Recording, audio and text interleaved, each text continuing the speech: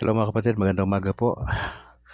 Salamat sa Lord na natuloy tayo sa broadcast ngayon. Medyo alanganin, alas 11:30 ng umaga sa aking orasan. Pero salamat sa Lord medyo mainit ngayon. Pero salamat nagising tayo kanina. Salamat talaga sa Panginoon Diyos. Tayo po'y magsimula sa ating broadcast mga kapatid. In the name of the Father, of the Son, and of the Holy Spirit.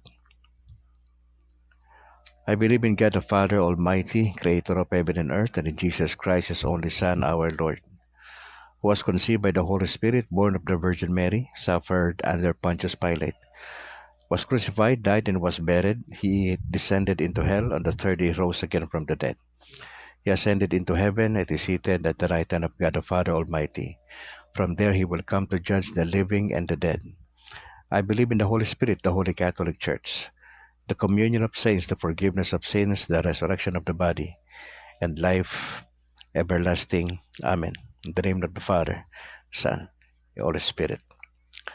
Amen. Magandang umaga, Luzon, Visayas, Mindanao, sa lahat ng mga bishops natin sa buong Pilipinas at mga kaparian natin. Magandang umaga po. Siyempre, kay Bishop Patricio Buson dito sa Diocese ng Bacolod at sa lahat po ng mga kaparian na kasama niya dyan sa San Sebastian Cathedral. Magandang umaga, Pads, Bishop. Maraming salamat po. I'd like to greet also my parish priest, si Reverend Father Lou Antorefranca. Magandang umaga, Pads. Ganon din kay Father Nobles at kay Father Egay dyan sa San Juan Nepomuceno Parish Church sa Sumag. At sa lahat ng mga leaders po natin dyan, magandang umaga po. Magandang umaga rin sa aking may bahay kay Annalyn Ledesma, sa aming dalawang anak na si James Philip at Alana Grace. Magandang umaga. Ganon din kay Mama Elsie dyan sa bahagi ng Rizal. Sa lahat ng mga kapatid ko dyan, magandang umaga po sa inyo. Ganon din yung nasa Pangasinan, sila Julie, si Buboy, si Sheila, si Ate Lydia at lahat ng mga kapatiran po dyan. Magandang umaga. Ang buong tropa ho ng Catholic Faith Defenders sa National, magandang umaga po. Kay Reverend Father Darwin Gitgano, magandang umaga, Pads. Kay Bro Wendell Talibong, kay John Doe at sa lahat ng mga tropa natin, magandang umaga po sa inyo. Siyempre dito sa Diocese ng Bacolod, kay sa aming Presidente, si Bro Christian Paul Gailan at sa lahat ng mga opisyales, magandang umaga po. Diyan sa Granada, sa Talok, sa Kabangkalan, magandang umaga po sa lahat ng mga CFD. Opo, samanawa tayo ng Panginoon Diyos sa mga oras na ito. Ate Montejo, magandang umaga po. Victor Sunday, salamat po sa pag-join. At kay Germaline Honasan Balahad dyan sa bahagi ng San Pedro, Laguna. Alright. Mga kapatid, didiretso na tayo sa Gospel of the Day. Tayo po ay nasa Matthew 26, verse 14 to 25 po tayo. Okay. Sabi po dito, si Judas Iscariote na isa sa mga tagasunod ay pumunta sa mga namamahalang pari. Sinabi niya sa kanila, ano po ibabayad niyo sa akin kung tutulungan ko kayong madakip si Jesus? Noon din ay binigyan nila si Judas ng 30 pirasong pilak. Mula noon humanap na si Judas ng pagkakataon upang traidorin si Jesus. Nang dumating ang unang araw ng pista ng tinapay na walang pampaalsa, lumapit ang mga tagasunod ni Jesus at nagtanong, saan niyo po gusto maghanda kami ng hapunan para sa pista ng paglampas ng anghel? Sumagot si Jesus, pumunta kayo sa lungsod na Jerusalem, doon sa taong binanggit ko sa inyo at sabihin niyo sa kanya, ipinasasabi ng guro na malapit na ang kanyang oras at gusto niyang ipagdiwang ang pista ng paglampas ng anghel sa inyong bahay, kasama mga tagasunod niya. Sinunod nila ang utos ni Jesus at inihanda nila roon ang hapunan para sa pista. Kinagabihan, naghapunan si Jesus at ang 12 tagasunod. Habang kumakain sila, sinabi ni Jesus sa kanila, sinasabi ko sa inyo ang totoo, ang isa sa inyo ay magtatraidor sa akin. Nalungkot sila nang marinig iyon at isa-isa silang nagtanong sa kanya, Panginoon, hindi po ako yun, di po ba? Sumagot siya, ang kasabay kong sumausaw ng tinapay sa bangkok ang siyang magtatraidor sa akin. Ako ang anak ng tao ay papatayin ayon sa sinasabi ng kasulatan. Ngunit nakakaawa ang taong magtatraidor sa akin. Mabuti pang hindi na siya ipinanganak. Nagtanong din si Judas na siyang magtatraitor sa kanya, "Guro, ako po ba yon?" Sumagot si Jesus, "Ikaw na ang nagsabi." Magandang umaga, Bro Christian Paul Gailan, ang presidente ng Diocese sa Bacolod ng CFD, at kay Sir Bingo Banges sa Villahermosa. Magandang umaga, Sir. God bless. Mga kapatid, Lenten season na tayo. Ang pinaka-highlights niyan, bukas, Huwebes Santo, Biyernes Santo. Yan po yung pinaka-highlights ng ng Lenten season. Black Saturday, at siyempre, pinaka-importante, yung muling pagkabuhay. Naulitin ko sa inyo, hindi ho taon-taon namamatay si Kristo. Hindi ho yun ang paniwala natin. No ako'y pastor pa, yan ang sinasabi namin, akusasyon sa mga Katoliko eh. Tignan mo yung mga Katoliko na yan. Palibasa hindi nagbabasa ng Biblia, sabi ko. Para sa kanila, patay ang Diyos lagi taon-taon. Huli ko na lang nalaman hindi pala yun.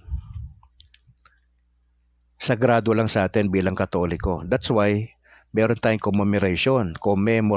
Inaalaala natin yung isang pangyayari sa kasaysayan na wala namang ibang gagawa niyan na qualified maliban kay Jesus, yung mamatay para sa ating kasalanan. Balikan natin si Judas, no? Isa sa pinaka-importanting tauhan sa Semana Santa, yung papel na ginampanan ni Judas Iscariot. Tandaan nyo, kasama sa 12, and Jesus Christ, siya ang pumili kay Judas. Sabi natin, hindi nagkamali si Jesus na isama niya sa grupo sa 12 si Judas. Bakit? May papel na gagampanan si Judas. If you try to imagine, tanggalin mo sa eksena, baga sa pelikula, yung role ni Judas Iscariote, palagay mo merong may silbi tong na to, kwento. Wala. Kompleto ba yung kwento? Hindi. Lahat ng eksena sa kasaysayan, mula dun sa, yung mangyayari ngayon na, yung last supper nila, di ba?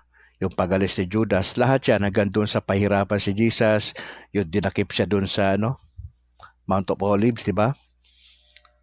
Lahat yun hanggang sa pagpunta ng Lord sa mga politician, pagharap niya, hanggang sa nagbuhat siya, pinahirapan siya, at yung kanyang 7 wika sa krus, okay? Yung mga binitawan niya lahat doon, importante lahat yun. Hanggang doon sa kanyang muling pagkabuhay. Wala kang tatanggalin doon sa bawat eksena. Pag tinanggal mo ang lugar ni Judas Iscariot, hindi kompleto yan. Sinasabi ko ba na mahalaga ang papel ni Judas? Hindi ho, isa lang sa pinakamahalaga. Pasinin nyo, binenta niya eh. Di ba yung mga nakalipas nating, yung ating pag-aaral kinwestiyon pa ni Judas Iscariot yung perfume na inano ni Maria doon sa paanan ni Jesus. Di ba sabi ni Judas Iscariot, sana binenta yan para yung pinita niyan tinulong sa mahirap. Sabi ni John, hindi niya sinabi yon kasi may concern siya sa mga mahirap. Sinabi niya yun kasi magdanakaw siya. Sinabi mismo, magdanakaw yung tao niyo, kasama sa grupo ha. Alam ni Jesus na yun ang gagawin niya, pero bakit pinili niya pa yon in the first place? Hindi pwede magkamali si Jesus sa kanyang desisyon. Kasi kung magkamali siya minsan, hindi siya Diyos. Walang Diyos na nagkakamali. Si Jesus Christ is 100% Diyos, is 100% tao. He is a divine person, si Jesus Christ. Member siya ng second person ng Trinity. Hindi siya pwede magkamali. At wala siyang pagkakamali na nagawa nung siya nandito sa lupa for 33 years. Magandang umaga, Elizabeth Bacnat, ganoon din kay Merced Montebon. Salamat sa pag-join. Nakipagsabuatan siya si Judas Iscariot doon sa chief priest. Sabi niya, anong bibigay niyo sa kapalit nitong anong bibigay nyo? Binayaran siya 30 pieces of silver. Alam po ba ninyo ang 30 pieces of silver? Yan po ay bayad sa isang slave noong unang panahon. Yan ang bayad, 30 pieces of silver. Nang hinayang pa siya doon sa ginawa ni Mary, nabuhusan siya ng perfume, tapos binenta niya si Jesus 30 pieces of silver. Tignan mo kung anong klaseng tao to, kung anong klaseng disciple to. Tapos sabi ng Bible, and from that time on, he looked for an opportunity to hand him over. Pansinin mo, 30 pieces of silver. Now tayo bilang Katoliko, kailan ba tayo nagiging traidor sa Panginoong Yesus? Okay. Nagiging traidor tayo sa Panginoon Diyos, ibinebenta natin si Jesus Christ literally. Number one, kung hindi ka seryoso bilang Katoliko, kung naglalaro ka as a Catholic, hindi ka seryoso, ibig sabihin, ang pagdalo sa misa, baliwala sa'yo. Etong Lenten season, baliwala sa'yo. Para tayong si Judas Iscariot, mga kapatid. Baliwala sa'yo yung sakripisyo ng Panginoon 2,000 years ago. Hindi tayo nabubuhay nang may kabanalan, wala tayong pakialam sa gawain ng Panginoon, hindi tayo involved sa evangelization, therefore, somewhat may pagka-Judas Iscariot tayo. Kunyari, may concern tayo sa gawain ng Panginoon Diyos, pero wala naman talaga. Hindi po yan ang kalooban ng Lord sa atin. Huwag nating gayahin si Judas Iscariot. May binanggit po dyan, mga kapatid, on the first day of the Feast of Unleavened Bread. The disciples approached Jesus and said, "Where do you want us to prepare for you to eat the Passover?" Mga kapatid, itong Feast of Unleavened Bread, ito yung Passover, isa ito sa mahalagang pista noong unang panahon na sineselebrate ng mga Hudyo. Yan po ay batay doon sa Exodus chapter 12. Isa pa po sa kasama dyan na mahalaga, yung tatlo, ay yung tinatawag nilang wicks and booths. Yung wicks, yung Pentecost, yung booths, yung tabernacles. At katulad nitong binabanggit natin yung Passover. Yan po yung tatlong great feast sa Old Testament na required lahat ng Hudyong mga lalaki na pumunta sa Jerusalem. Okay? Yung unleavened bread, kasabay po yan doon sa Passover. At mahalaga po yan para sa mga Hudyo. Ang sabi ng Lord, punta kayo doon, meron na akong kausap na tao doon sa isang bahay. Upper room, sa isang bahay. Di binanggit kung kaninong bahay po yon, pero sabi lang nila, meron dong lalaki. May nakausap na ako doon. Kausapin nyo siya at sabihin nyo ang mga salita na ito. The teacher says, "My appointed time draws near. In your house, I shall celebrate the Passover with my disciples." The disciples then did as Jesus had ordered and prepared the Passover. Ito na yung nakakaano rito. Nung gabi na, maghahapunan na po sila. Kompleto yung 12 po doon. Ano si Judas Iscariot. Ang sabi ng Lord, nagkaroon ng revelation si Lord sa kanila. Para bang ganito, in our context. Ay mga bro, it's good, nandito tayo lahat. But you know what? Isa sa inyo magtatraidor sa akin. Kung isa ka doon sa mga disciples ng Lord, kasama ka doon sa upper room na yon, at yun ang sinabi ng Lord, what would you feel bilang tao? Bilang disciple ni Lord? Pagagalit ka ba kay Lord kasi nireveal niya yung isang bagay na yon? Binanggit niya, merong magtatraidor sa akin dito. Robert Salvador, magandang umaga. Ganun din kay Apple. Apple, salamat for joining. Opo. So ano po nag-reaction ng mga disciple? Dalungkot sila nang marinig iyon. Dalungkot sila, tapos they began to question each other. Panginoon, hindi po ako yun. Sabay hugas ng kamay na sila, parang si Pilato, wala akong paki dyan kay Jesus. Ay, hindi ako yan, ha? Hindi ako yan. Ang sabi ng Lord sa kanila, probably they were not listening, no, sa sinasabi ng Lord. Madalas ganito yung mga disciples, eh. Pag nagsasalita si Lord, wala silang focus sa sinasabi, sa detalye na binabitawan ni Jesus. Yan isa sa mga problema ng mga disciples. Wala silang focus. Pangalawa, kulang sa pananampalataya. Yan yung eksena ng mga disciples, mga kapatid. Pasinin nyo, ang sabi ng Lord, ang kasabay ko sumausaw ng tinapay sa mangkok, ang siyang magtatraidor sa akin. Yun ang sinabi niya, ang kasabay ko sumausaw. Ako na anak ng tao, ito po yung anak ng tao, ito po yung paborito. Isa sa mga titles to ng Lord sa lupa. Ako na anak ng tao ay papatayin ay sinasabi ng kasulatan, ngunit nakakaawa ang tao magtatalidor sa akin. Mabuti pang hindi na siya pinanganak. Ang aming interpretation dyan, okay, Pastor pa, si Judas hindi Christian. Okay? Nasa impyerno si Judas. Pero kung tatanungin mo mga pare sa interpretation dito, si Judas ba ay Kristiyano? Si Judas ba ay nasa langit? Iba yung paliwanag nila dyan. Alam naman natin, di ba? Sino bang dumidirekta sa langit? Yung mga saints. Baka nga magkagulatan ba makita mo si Judas doon sa purgatorio Nandun pa kaya siya? Saan siya napunta? Sabi dito ng Lord, mabuti pa sa taong hindi pinanganak Ano ibig sabihin ng Lord na sinabi niya yon? Expression lang ba yon sa kanilang panahon? Ang aming interpretasyon dyan ay napahamak si Judas nasa impyerno. Sino ba tayo para humatol kung saan pupunta yung tao? Di ba? Baka nga tayo nag-a-assume tayo sa purgatorio pupunta pero iba pala pupuntahan natin. Di ba? Nag-a-assume tayo na nasa purgatorio, doon pala sa impyerno papunta. Di, walang biro, di ba?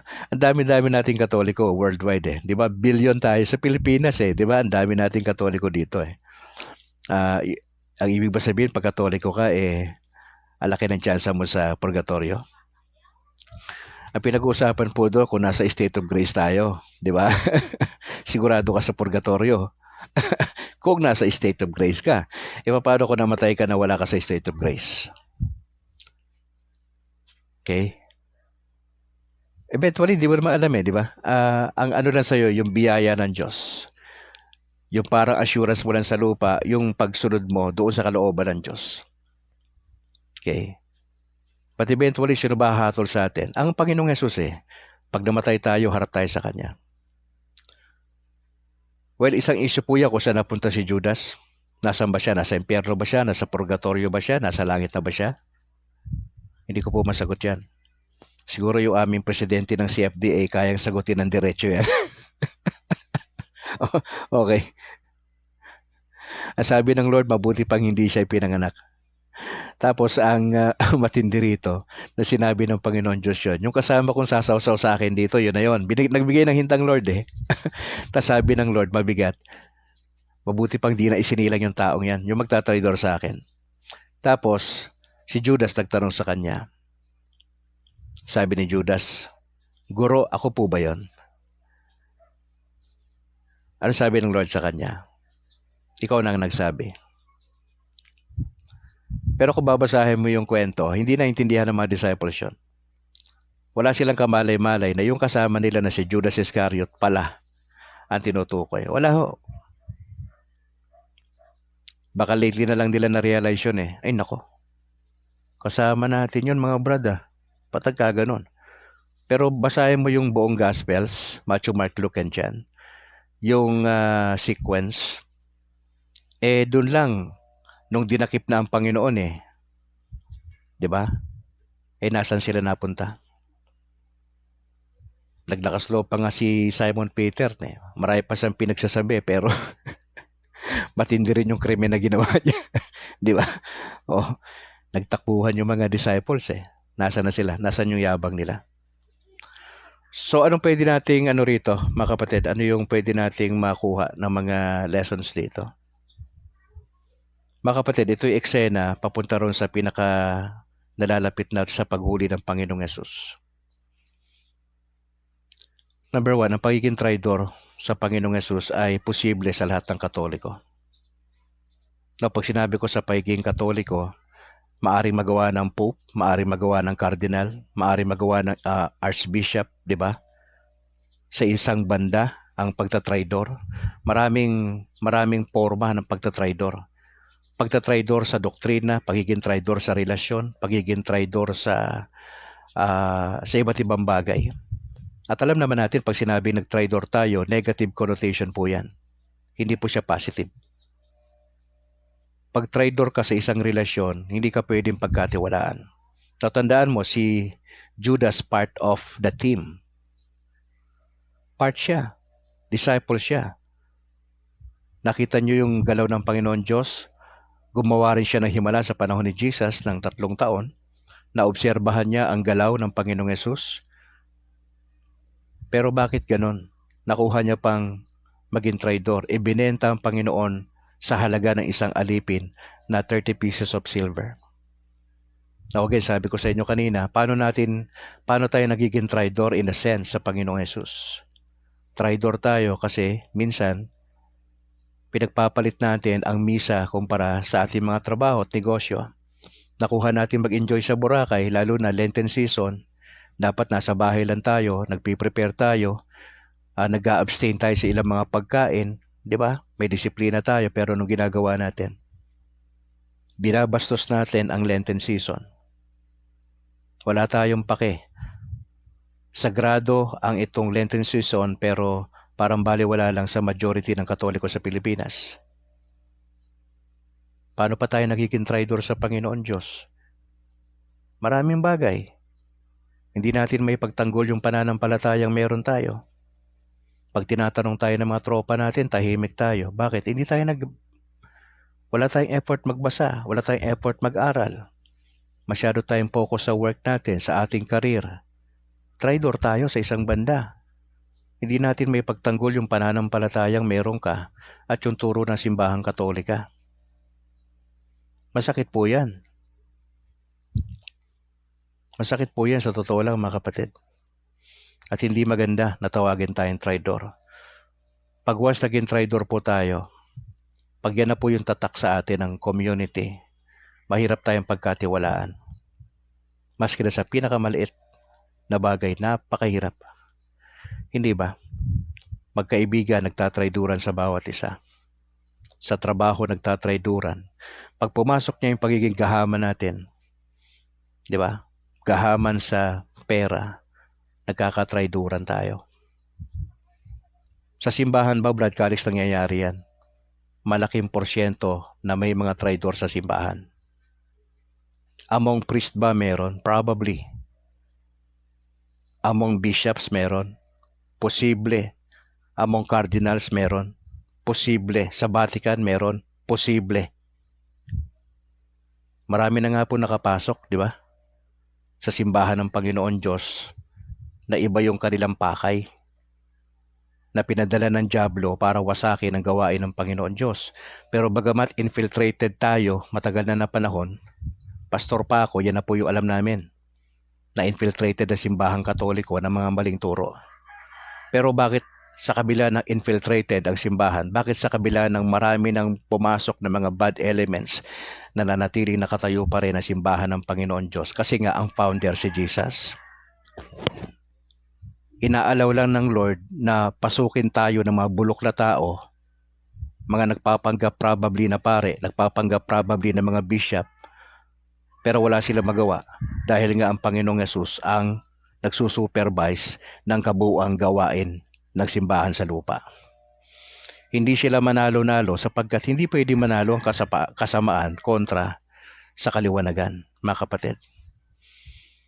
At ako, sa totoo lang, nung maging Katoliko ko,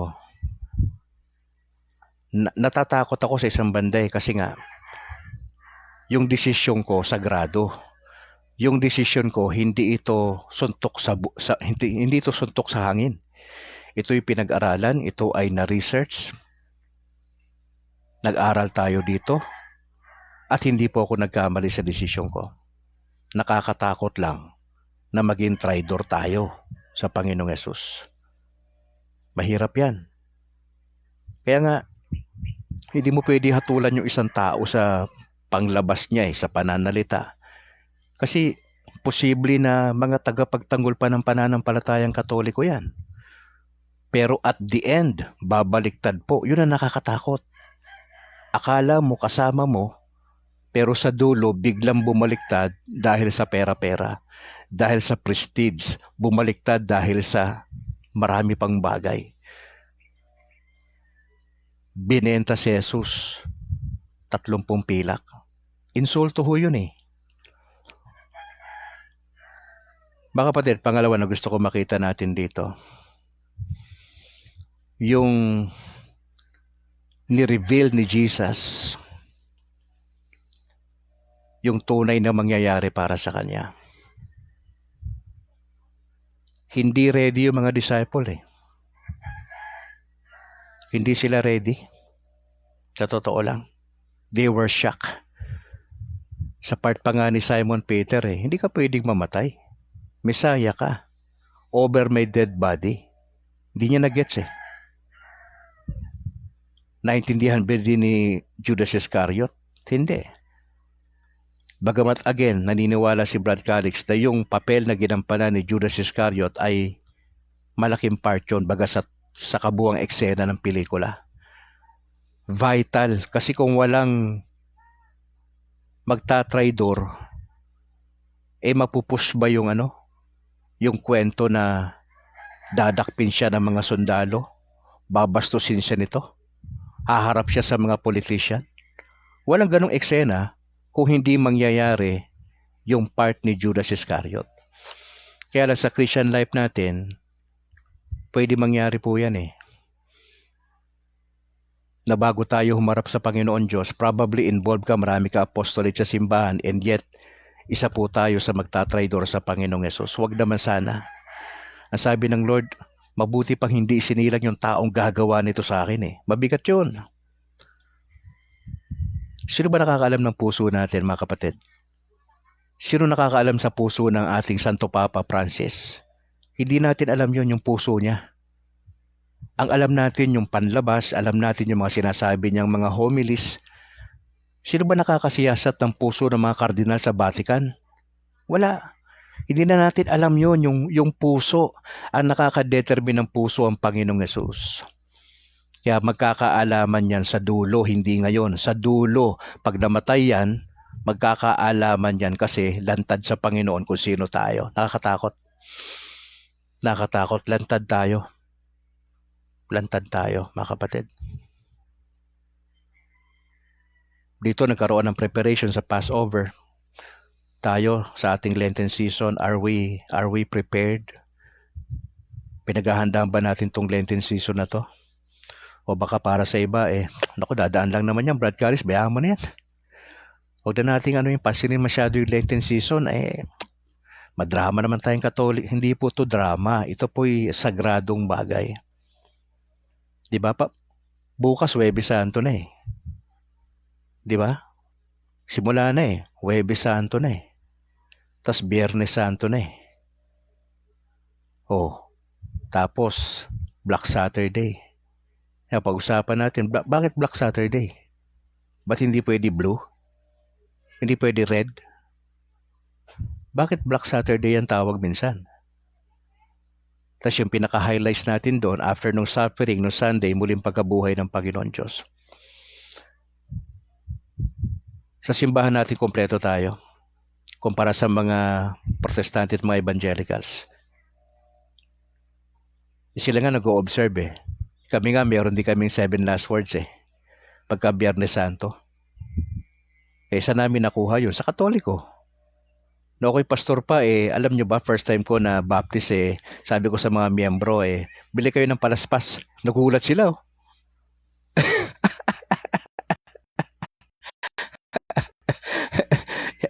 Inutusan ko yung mga miyembro, bili kayo ng palaspas. Di ba last Sunday natin ginawa yan, no? Bili kayo ng palaspas. Nagulat sila, pastor Katoliko ba tayo? Sabi ko, hindi, baptist tayo. Sabi na sa akin, bakit gagawin na, bakit? Katoliko lang ba gagawa niyan? Hindi nyo ba alam na dati naman tayong Katoliko? Ano sama dyan? Sabi ko, walang sama dyan. Tapos pinaliwanag ko yung meaning noon. Yun, naintindihan nila. Mga kapatid, itong Lenten season, mabigat ito sa Katoliko Isa ito sa pinaggingilin natin. Hindi ko alam sa inyo kung seryoso kayo dyan sa Lenten season. Opo. Kung meron tayong dapat bigyan ng parang tamang reflection. Ito, yung Lenten season sa isang taon.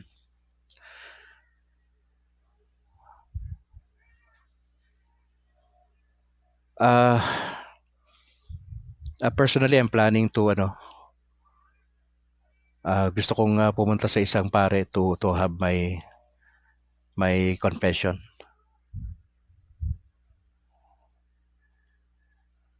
sa araw na to. Probably mamaya, 4:00. Kasi to big deal na rin to sa akin kasi nagkatoliko na ako. Hindi lang ako nag-o-observe kundi gusto ko maging part. Okay. Sabi ko nga po sa inyo, bago lang din ako, pero nagsusumikap tayo na sundin natin kalooban ng Diyos. Sana pagandaan natin to mga kapatid. Lenten season, opo. Pagandaan natin to. Pangatlong bagay mga kapatid na magandang reflection for us. Yung paano mo harapin yung personal guilt mo. Si Judas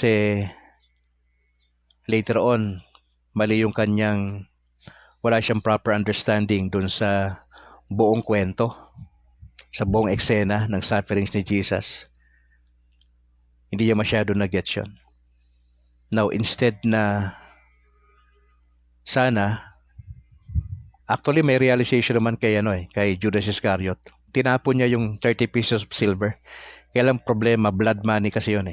So, hindi tatanggapin ng priest yun. Blood money yun. Apo. So, nagkamali siya sa kanyang mga desisyon. Wala siya sa kalooban ng Panginoon Diyos. Kaya once again, kung ibabalik natin yung tanong, nasaan si Judas? Nasa impyerno ba? Nasa purgatorio o nasa langit? Kung nasa langit siya, bakit siya sinabihan ng Lord na sana hindi na ipinanganak tong tao na to, yung bibitray sa akin? Pangalawa, kung nasa langit siya or purgatorio, bakit kinitil niya ang buhay niya? He committed suicide. Sa later on na lang yon sa kwento. Mga kapatid, paano mo harapin yung personal guilt? Yung iba tumatalon sa commercial building. Yung iba ano pinagagawa. Bit-bit nila hanggang sa mamatay sila yung guilt. Wala ako ibang naisip dyan mga kapatid. Yung personal na pag-amin mo sa Diyos. Kung may nagawa ka hindi maganda. Hindi lang yon, kundi yung personal mo desire to go to a priest na para sabihin mo yung kasalanan mo. Hindi naman detalyado yung sasabihin mo. Pero at least hindi nawawala yung essence ng kasalanan siya. Babanggitin mo sa kanya. Apo. Kunyari pa siya, nagtanong siya, Guro, ako ba yun? Ako ba tinutukoy nyo? Ano sabi ng Lord sa kanya? Kung sa atin yun kung i-contextualize natin yun pag ganung usapan baka ako sabihin ko, sinabi mo pa. Lord, ako ba yun? Ako ba yung magtatraidor? Pasabihin siya ng Lord, hello? Di mo alam? Di ba? Hello? Di mo alam? Parang parang playing pabiktima ka dyan Ikaw talaga yon. Oo, ikaw yon. Totoo. Ikaw yon. Ay, nako. Mga kapatid, pabigat yung eksena bukas, ang eksena sa Huwebes Santo. Makikita po natin. Now, I'd like to challenge you, fellow Catholics, number 1. Seryosohin natin tong Semana Santa. Itong Lenten season. Ito po yung panahon para magnilay-nilay sa sufferings ni Jesus. If we try to go back sa sufferings ni Jesus, grabe, mga kapatid. Yung sufferings natin sa lupa, sa health natin, negosyo, sa gawain ng Panginoon Diyos, yung mga labor of love natin, yung mga apostolate natin, cannot be compared sa sufferings ni Jesus 2,000 years ago. Hindi pwede ihalin tulad. Walang katulad yung sufferings ni Jesus. Mga kapatid. Ang sufferings natin ay part of the game, part of our Christian life. Inevitable, hindi pwedeng maiwasan yung sufferings. We have to. Ito ay different forms ang sufferings. Health, mental probably, relationship, trabaho, even sa simbahan marami tayong mga sufferings. Minsan yung mga sufferings natin, man-made, tayo rin may gawa. Pero may mga sufferings na pinapahintulot ng Diyos, atake ng dyablo sa buhay natin para subukin tayo. Pinapadaan ng Lord yung sufferings in order for us to cling to Jesus, na siya'y maging priority natin this year. Yun ang mga purpose kung bakit to pinadadaan ng Lord ang sufferings sa atin. Pero sabi ni Peter, yung mga sufferings natin ay temporary in nature. Pansamantala. Hindi po yan pansamantagal. Pansamantala. Temporary lang po ang sufferings. Plural. Marami. Iba-ibang forma. Polka dots. Iba-iba. Mga kapatid, let's pray for one another. Mas magandang lumaban ng sama-sama kaysa yung lalaban kang individual. Wala tayong masyadong puwersa. Mas magandang lumaban ng sama-sama tayo as a community. Tandaan nyo, community tayo. Hindi tayo pwede mabuhay mag-isa. That's why kailangan natin ng tulong ni Mama Mary, kailangan ng tulong ng mga saints, di ba? Nag-aas tayo ng prayer request sa kanila na tulungan tayo dito sa lupa. Kailangan natin ng tulong ng bawat isa, mga kapatid. Alright, humingi po ako ng paumanin kasi irregular po yung ating broadcast. Yan po kasi nakabase sa pangkalusugan ni Brad Calix. At sinabi ko nga kay Apple, pasensya na kasi gusto ko talagang gumising, mga kapatid, pero ang sakit-sakit ng katawan ko, hindi ko may ma-explain. Sakit ng katawan ko, para akong robot sa umaga. Kailangan painitin muna yung katawan ko. Okay? Hindi ako basta nakagagalaw, mga kapatid. Ito, nakaupo ko rito, mag-iisang oras na, pero pag tumayo ko nito, mabagal ako maglakad. Hirap na hirap ako. Sabi ng iba na, ay Brad, magano ka? Maglakad-lakad ka. Hirap ako, mga kapatid. Dahil overweight ako sa edad ko, tapos meron akong ankylosing spondylitis. Nalaman nyo na yung sakit ko? Type nyo sa Google yan. Google, what is ankylosing spondylitis? Sabihin sa'yo yan. Ang major na tatamaan na organ sa akin, yung mata, yung puso, saka yung aking, ano pa ba yan yung isa? Yung aking lungs. Okay? Yan yung major na inaatake ng sakit ko. Medyo bihira yung sakit na yan, wala akong gamot dyan. Pero malaki ang tulong ng dasal po ninyo, mga kapatid, ha? Na-diagnose ako sa sakit na yan way back 1999. Yung latter part ng ministry ko bilang missionary pastor sa Northern Luzon. I was confined sa Baguio General Hospital. At yun yung aking yan ang findings na sakit ko, ankylosing spondylitis. Okay, kaya please bear with me. I'd like to do yung kalooban ng Lord pero na-hamper ng karamdaman natin yan. Sumigi na lang ito. Actually matagal na to. 1999 pa. So ganun katagal pero naramdaman ko uli na bumanat sa katawan ko to nung middle ng pandemya. Tapos nagsigi-sigi siya last year. Tapos mas nahirapan ako nung nag-start akong mag-therapy 2 weeks ago. Dapat therapy ko kahapon. Kaya lang dahil merong si Alana sa school, may moving up. Sabi ko sa therapist ko, boss, baka pwede next week na lang schedule natin kasi once a week din ay therapy si Brad Calix Ano ang purpose nun? Para ayusin yung aking malakas yung back pain ko eh. Okay. So, binabatak yung katawan ko. So, basically, kinokuryente ako. Sa likod, kinokuryente ng 20 minutes. Tapos, meron siyang nilalagay na mainit.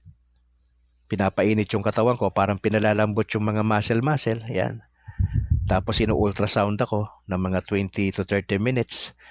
Pagkatapos niyan, mga 20 minutes din ho na yung aking paa muna inuuna eh. Inaano siya, tinutuwid, no? Kailangan kong batakin papunta sa akin yung aking tuhod, kaliwa sa kakanan. So, sumisigaw po ako sa kada therapy. Ayan. Sabi ko, hindi mo na ako sisigaw this week kasi Lenten season eh. Okay, next week na ako sisigaw uli. So, pag-pray nyo si Brad Calix ha. Huwag nyo kalimutan si Mrs. Ipagdasal mga kapatid. Kailangan ni Mrs. yung dasal nyo ha, mga kapatid. At salamat po sa inyo na naalala ko si Mrs. At maraming salamat. Alright, bago ako magpaalam, maraming salamat Christian Yanson Perlin, bro. God bless. Sama ka ng Lord sa vocation mo ha. Salamat. Pastor Jose Biasong, salamat po sa pag-join sa ating broadcast. God bless sa buong pamilya, sa aking may bahay, salamat. Kay Annalyn, kay Raydan Garcia, bro, maraming salamat. Kay Edita Hubo, regards po ako kay Father Gamala, ate Edita. Nakapunta na sa bahay dito ang inyong pare, no, para mag-minister kay Mrs. So, maraming salamat. Sir Bingo, salamat po, Villahermosa. Rebeco Bering, maraming salamat sa pag-join. Robert Salvador, salamat po. Apple, salamat ha. Pag-pray natin mama ni Apple, hindi ko alam kung nasa bahay na si ate, si Ninang. Gusto ko si Apple na magkwento pag may time. Kung ano nangyari sa mama niya. Apple, kung may opportunity ka, kwento mo sa amin ang sitwasyon kay mama mo kung gusto mo. Okay? Merced Montebon, salamat po sa pag-join. Elizabeth Bacnat, salamat. Sir Paul Gailan, ang presidente namin sa CFD sa Diocese ng Bacolod. Salamat po sa pag-join sa buong tropa natin. Si Jermeline Hunasan Balahadya, dyan sa San Pedro, Laguna, salamat. Kay Victor Sunday, bro, salamat sa pag-join. Si Atia Montejo. Okay, maraming salamat po. Announcement muna mga kapatid, if you would like to help ang Catholic Faith Defenders sa Diocese ng Bacolod, punta kayo sa Facebook page na Catholic merchandise. May mga binibenta ho kami. Ang purpose niyan, yung kita ho dyan, ginagamit ho sa pamasahe sa pagpunta sa iba't ibang lugar para mag-conduct na seminars, recollection, etc. At pagtulong ho sa mga parokya na gusto magkaroon ng Catholic Faith Defenders. So, isang paraan po yan para matulungan nyo kami, mga kapatid. Opo. If you would like to support Brad Calix sa ministry, if you would like to donate gamit sa pang-broadcast, you may do so. O pwede mo nyo akong kausapin personally. Nakapost naman dyan yung Gcash natin. Hindi naman po yan parang pilitan. Hindi ho. Nilalagay natin yan dyan. May purpose yan. May purpose lahat yung mga nakalagay dyan, mga kapatid. Pero kung gusto nyo gusto nyo malaman yung mga bagay-bagay, you can talk to me personally. Opo. Ha? At salamat po doon sa mga tutugon sa mga pangailangan natin sa ministeryo. Ipagdasal ho ninyo yung ating plano na Lord willing magkaroon tayo by June. Simulan natin yung ating pag-aaral online. May mga ilang interesado na po sa inyo. Kailangan lang namin itong pag-usapan pa ni Pres Gailan at sa iba pa namin kasama sa CFD kung paano natin to sisimulan. Itong training po para sa inyo, sa lahat ng mga Katoliko na from different places sa bansa ho natin. Kasi inline po ito sa evangelization kasi kailangan natin matuto, mag-aral, ma-master natin yung turo ng simbahan. Ang purpose po niyan, hindi lang para alam natin, kundi madepensahan din natin yung faith natin doon sa mga anti-Catholics, okay? Didepensa lang ho tayo. Hindi tayo naghahanap ng away. Yung gagawin natin. Kami sa CFD ang trabaho namin, ang ministry namin, na ipasa sa inyo ang turo ng simbahan, maging pamilyar kayo, at ituro namin sa inyo yung tamang proseso ng apologetics. Paano po ipaglaban ang pananampalataya. Yun po yan. So yan po exclusive for Catholics. Hingian namin kayo probably ng Xerox copy ng baptismal certificate. Yung confirmation ninyo, kailangan din po namin yan. At probably endorsement galing sa inyong parish priest, no? Kasi mas magandang alam ni Father, yung pari ninyo, ng pastor ninyo sa parokya, na kayo ay nag-aaral. At syempre, kung ako yung pare, nag-aaral ka dyan, binigyan kita ng opportunity dyan na mag-aral para magamit mo sa parokya. Hindi yan for personal lang. Hindi. Gagamitin mo dapat yan. Iti-train ka namin para gamitin mo yan. Okay?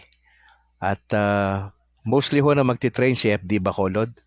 At meron po ako ibang ini-invite na for collaboration just in case ilang piraso lang. Probably yung aming presidente, isa yan talaga dapat nandun siya. Kasi importante yung kanyang role dyan. Tayo lang naman yung mag-oversee ng program eh. Opo. But basically, yan po ay ng CFD.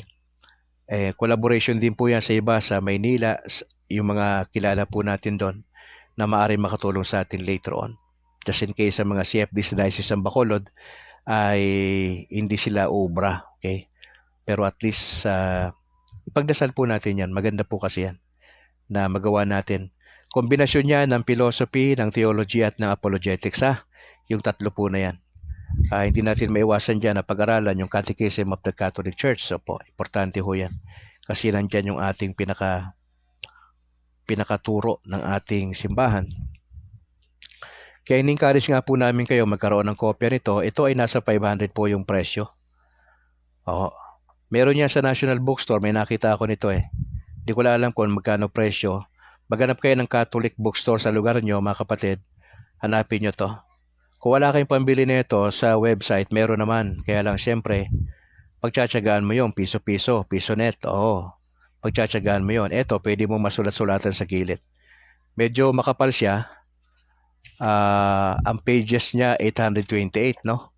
Kung ipapa-Xerox mo to, medyo mamamahalan ka nito. Saka ang Xerox, pangit ang Xerox eh. Nag-fade yun eh, kalaunan eh. Ito, mag-i-invest ka lang, no? Kung nakabili ka ng cellphone mo na Magara, naka-level up yung cellphone mo, dapat meron ka nito. Kasi 500 lang to eh. Ito, regalo lang kay Brad Calix to. Pero meron ako nito, yung nabili ko sa book sale. Mura lang naman eh, kaya lang bihira sa book sale ito. Yung sa aking nabili doon, galing pa sa US. Ito, printed na local ito eh. Dito na to sa Pinas eh. Ng Word and Life Publication. So, dito na to. Kailangan meron kayo niyan. Tapos ito. Ito, contextualize na to sa Pinas, Yan. Meron ka rin yan. Makapal-kapal din yan. Ito, regalo na sa akin ng aking parish priest eh. Last year, August 28, Feast of Saint Augustine, regalo sa akin ni Father Luan Torrefranca, yung parish priest ko dito sa San Juan Nepomuceno. Kailangan natin yan mga kapatid. Andiyan pa ba kayo? Okay. Salamat po mga kapatid Tanghali na pala. Uy, alas 12:18 na. Time check tayo. Pagkatapos nito magla-lunch na ako. Sige. Hindi ako sure mamayang gabi mga kapatid na magbo-broadcast. Alam niyo naman ang sitwasyon ni Mrs. no? Kaya medyo sinasabi ko na lang depende sa kalooban ng Lord. Basta nakita niyo ako ng gabi, meron tayo. Pagka hindi niyo ako nakita, wala tayo. Sige po tayo manalangin. In the name of the Father, and of the Son, and of the Holy Spirit. Ama, salamat po sa time na to. Nakita namin yung naging sistema ni Judas Iscariot. Mabigat yung binitawan ng Lord sa kanya na sana hindi na siya isinilang. Tulungan nyo kami kasi itong Semana Santa na to ay mahalaga to sa amin bilang Katoliko. Hindi kami naintindihan ng mga kaibigang Protestante at Evangelical sa bagay na ito, pero gusto namin tong daanan itong Lenten season na to. Lalo na simula bukas, Huwebes Santo, Biyernes Santo, Sabado de Gloria, at yung pinaka-highlights yung Sunday. Nagbabaliktad kami sa sufferings ni Jesus sa lupa. Totoong nangyari sa kanya yon. Hindi po yung kwentong barbero. Yung sequence sa Bible, totoo lahat yon. Yung pag-betray ni Judas Iscariot, binenta niya si Jesus sa halaga ng isang alipin na 30 pieces of silver. Lord, tulungan niyo kami na huwag kaming maging Iscariote sa buhay pananampalataya. Na ipagpalit namin kayo dahil sa negosyo namin, dahil sa aming mga kasalanang ginagawa. Ipagpalit namin yung relasyon namin sa inyo sa ibang mga bagay na walang kakwenta-kwenta. Tulungan niyo kami, Lord, na naisipin namin to sagrado tong Lenten season.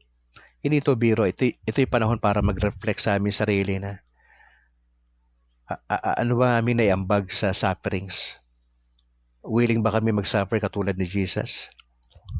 Naintindihan ba namin talaga itong Lenten season? Hindi na to para sa sarili namin eh. Para to sa aming kaluluwa. Kaya tulungan niyo po kami. Lord, praying kami po sa mga simbahang Katoliko sa Pilipinas na patuloy ang paghahanda dito sa mga kaparian po namin. Especially sa mga parishioners. Maging handa po kami itong Lenten season na ito. Yung mga dapat hindi namin kainin, magkaroon kami ng disiplina. Parang to para mag-reflect sa ginawa ng Lord sa amin. Para kami mayroong forgiveness of sins. Ginawa ng Lord, walang pwedeng gumawa nun. Walang ibang qualified to do that maliban kay Jesus. Kaya salamat lang talaga sa Panginoong Jesus. Lord, I just pray sa mga kasama namin dito sa broadcast ngayon. Pagpalain niyo po ang bawat isa. We just pray for good health. May ilang mga pastors na nandito ngayon. Pagpapalain niyo po rin po sila sa kanilang mga endeavors. Lord, praying ako sa aking mga kaibigang pastor na sa espiritu ng ecumenism ay magkaroon kami ng bukas na pag-uusap patungkol sa pananampalataya. At naniniwala po ko na ito ang aking role sa body of Christ.